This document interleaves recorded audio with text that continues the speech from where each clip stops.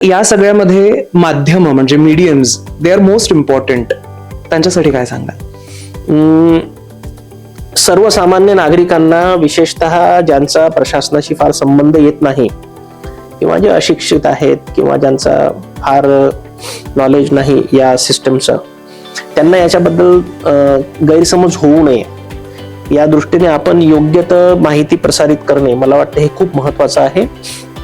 काही लोकांना ही प्रक्रिया थोडी किचकट वाटू शकते. ही सिंपल जरी आहे मी म्हटलं तरी मग 87, 2004 असे वेगवेगळ्या तारखा का आल्यात, हे त्याच्यामुळे मला वाटतं याला थोडंसं डिमिस्टिफाय करणे, सिम्प्लिफाय करणे आणि सिम्प्लिफाय करून नागरिकांपर्यंत करेक्ट इन्फॉर्मेशन जाऊ देणे आणि एखादी जर अफवा असली तर त्याचं वेळेच खंडन करणे, अशी भूमिका सर्व माध्यमांनी राबवावी अशी मी त्यांना विनंती करतो.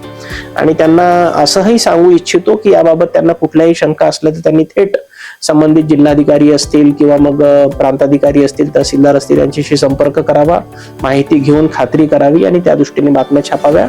कुठल्याही पद्धतीच्या अफवा पसरल्या तर त्याचं खंडन करण्यासाठी सुद्धा त्यांनी आम्हाला सहकार्य करावं अशी मी आपल्याला विनंती करतो. सर, तुम्ही आणि तुमची संपूर्ण टीम खूप खूप मोठं काम करतायत. जाताना विभागीय आयुक्त म्हणून संपूर्ण नागरिकांना काही महत्वाचा मेसेज देऊ इच्छिता?